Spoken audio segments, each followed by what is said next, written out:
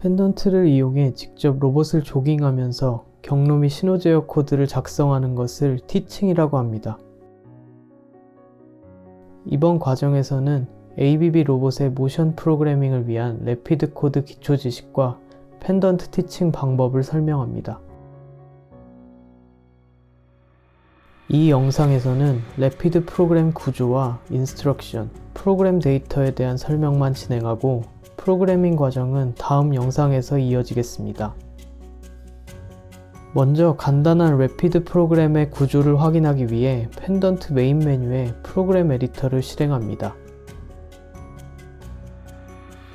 새 프로그램을 만들기 위해 에디터 화면 상단에 Tasks and Programs 버튼을 탭하고 아래쪽에 파일, New 프로그램을 탭합니다.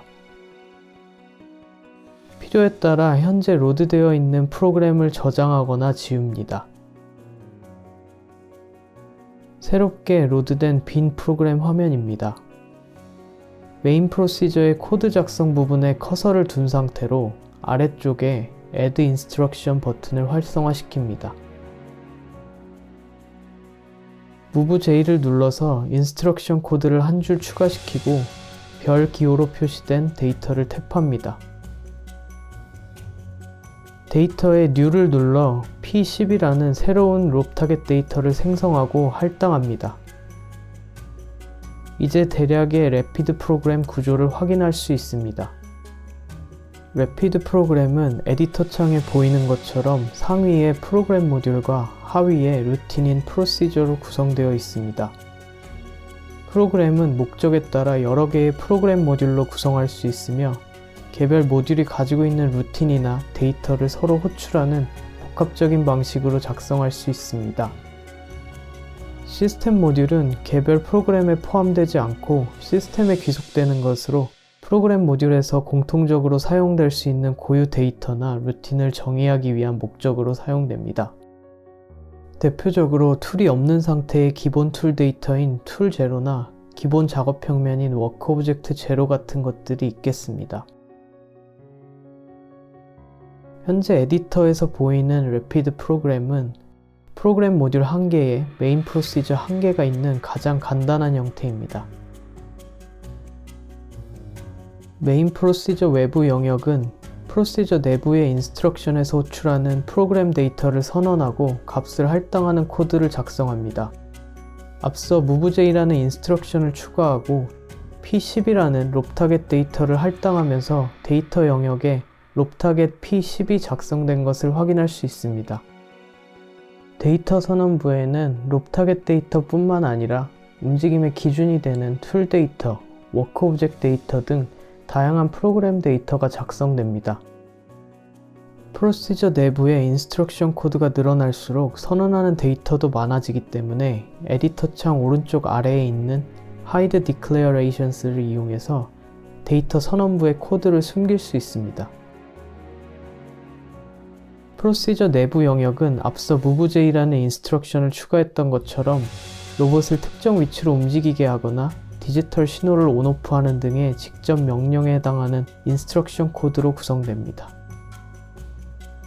매뉴얼 티칭 과정에서 사용자는 Add Instruction 기능을 이용해 프로시저 내부의 인스트럭션을 한 줄씩 추가하는 방식으로 프로그래밍하게 됩니다.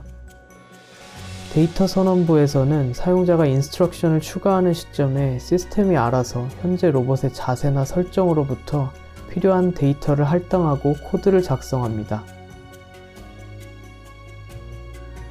이 영상에서는 주로 모션 인스트럭션인 MoveJ, MoveL, MoveC를 사용합니다. 이해를 돕기 위해 각 인스트럭션에 의한 로봇 움직임의 차이와 용법, 관련 프로그램 데이터 등에 대해서 좀 더 자세히 살펴보겠습니다. 먼저 MoveJ 인스트럭션입니다. MoveJ는 조인트 방식을 통해 로봇의 TCP가 타겟까지 비선형적으로 움직이는 인스트럭션입니다.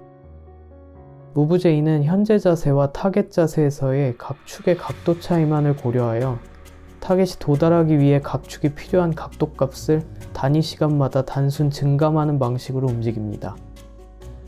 이런 조인트 모션이라 불리는 전기구학 방식의 움직임은 각도 편차에 따라 직관적인 예측이 어려운 비선형 경로를 만듭니다. 하지만 특이점 도달과 같은 동작 에러가 발생하지 않기 때문에 임의의 자세에서 동작 제어가 막 시작되는 첫 번째 모션 인스트럭션으로 설정하는 것이 일반적입니다. 다음은 Move L 인스트럭션입니다. Move L은 리니어 무브 방식으로 로봇의 TCP가 타겟까지 선형적으로 움직이는 인스트럭션입니다.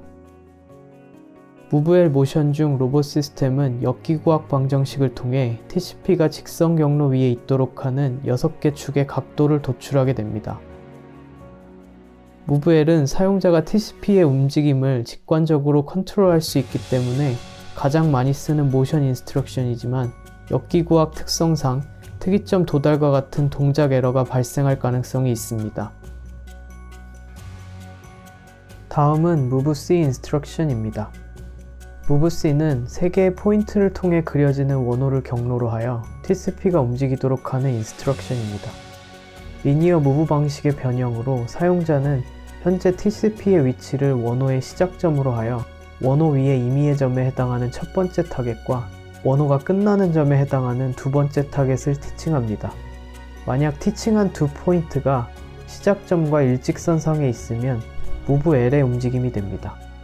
Move C 인스트럭션으로 한 번에 지날 수 있는 원호 경로는 최대 240도입니다.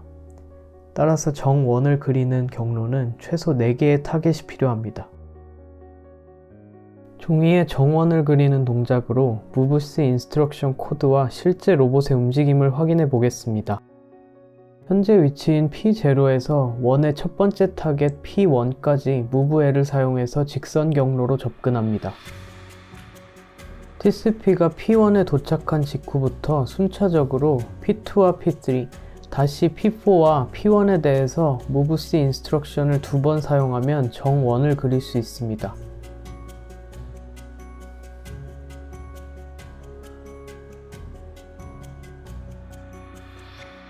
다음으로 간단한 래피드 코드와 이미지를 통해 설명한 모션 인스트럭션과 관련된 프로그램 데이터에 대해 자세히 알아보겠습니다. 보이는 이미지는 펜툴이 장착된 로봇 시스템에 3개의 타겟을 티칭하여 움직이도록 하는 프로그램입니다.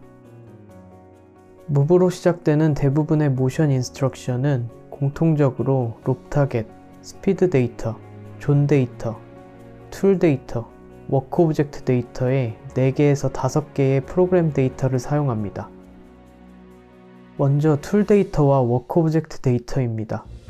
두 데이터는 티칭 과정에서 타겟의 위치와 방향값을 얻는 기준이 되는 데이터이기 때문에 툴 없이 티칭하는 경우가 아니라면 프로그래밍 시작 전에 미리 설정하는 것이 좋습니다.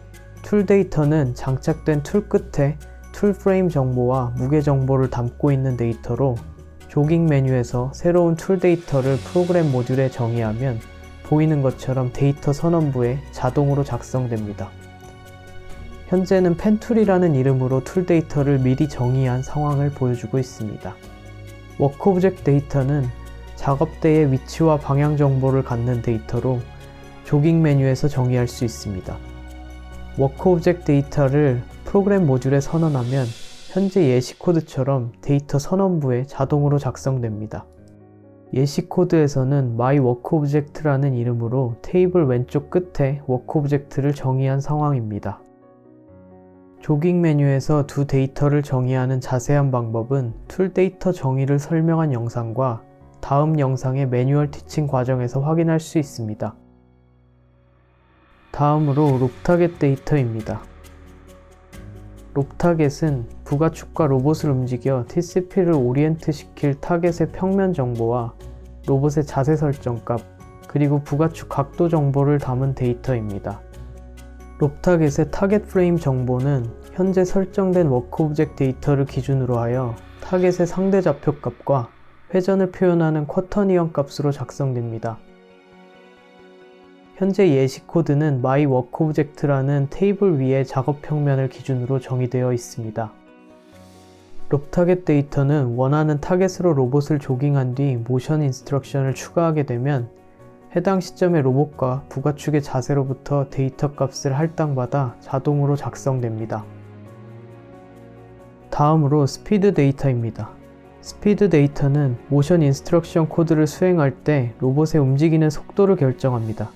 주로 시스템상에 미리 정의된 Predefined 스피드 데이터를 사용하게 되는데 V10, V20과 같은 식의 이름으로 정의되어 있으며 V는 Velocity, 숫자는 TCP의 움직이는 속도를 mm/s 단위로 표현한 것입니다. Predefined 스피드 데이터는 V5부터 V7000까지 적용될 수 있지만 수동 모드에서는 인스트럭션의 스피드 데이터 값에 관계없이 최대 속도가 250mm/s로 제한됩니다. 그 이상의 속도로 로봇을 운용하려면 자동 모드에서 프로그램을 실행해야 합니다. 마지막으로 존 데이터입니다. 존 데이터는 모션 인스트럭션을 수행할 때 TCP가 해당 롭 타겟을 얼마나 정확하게 지나갈지를 결정하는 데이터로 2개 이상의 타겟을 연속으로 지나갈 때 코너 경로에 영향을 미칩니다. 아래쪽 인스트럭션처럼 존 데이터를 fine으로 설정하게 되면 로봇은 P1을 스탑 포인트 개념으로 처리하여 TCP가 정확하게 P1에 도달한 후 다음 인스트럭션을 수행하게 됩니다. 하지만 지금처럼 존 데이터가 0 이상의 값이 설정되는 경우 로봇은 P1을 flyby 포인트라는 개념으로 처리하여 TCP가 P1의 끝까지 도달하지 않고 P2 방향으로 둥근 코너를 그리며 지나가게 됩니다. 부분적으로 TCP 움직임을 살펴보면 스타트 포지션에서 P1으로 출발한 뒤 P1의 첫 번째 리오리엔트 존에 진입합니다. 이때부터 로봇의 툴프레임이 P2의 툴프레임 회전 방향으로 리오리엔트 되기 시작합니다. TCP가 움직임을 좀 더 진행하여 P1의 포지션 존에 진입하면 진행 방향이 점차 P2를 향하기 시작하면서 결국 P1에 최종 도달하지 않고 둥근 코너를 그리면서 P2로 향하게 됩니다. 각 존의 반경은 Predefined 존 데이터 표에서 확인할 수 있으며 일반적으로 존 데이터 숫자 값이 커질수록 TCP가 타겟에 못 미치는 정도가 더 커집니다. 이러한 존 데이터를 타겟에 따라 다르게 설정하면 좀 더 부드럽고 효율적인 움직임을 프로그램할 수 있습니다. 예를 들어 드로잉 동작을 티칭할 때 TCP가 모든 타겟을 정확하게 지나갈 필요가 없다면 펜이 종이에 닿는 경로의 타겟들만 존을 fine 또는 0값으로 설정하면 됩니다. 공중에서 펜을 이동시키는 타겟들은 적당한 존을 설정해서 부드럽게 지나도록 프로그램할 수 있습니다. 설명한 존 데이터에 따른 간단한 선형 움직임을 로봇으로 확인해 보겠습니다.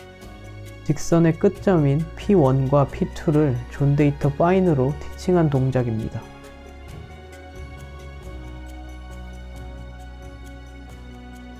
공중에서 이동하는 동작으로 존 데이터 G20으로 설정하였습니다. 같은 직선 경로를 4개의 타겟으로 나누어 존 데이터 fine으로 티칭한 동작입니다. 모든 타겟이 스탑 포인트로 처리되어 TCP가 각 타겟 위치에서 잠시 멈추는 것을 확인할 수 있습니다.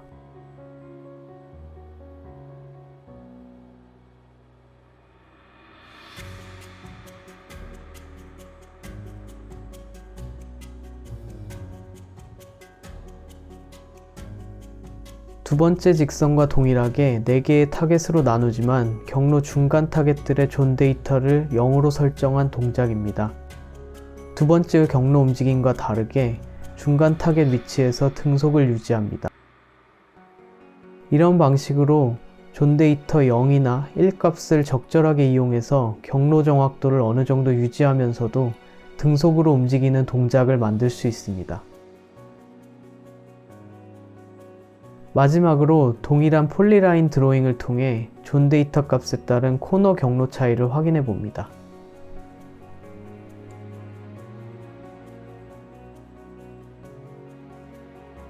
모양이 같은 경로이지만 중간 타겟에서의 존이 커짐에 따라 코너 경로를 둥글게 지나가는 것을 확인할 수 있습니다.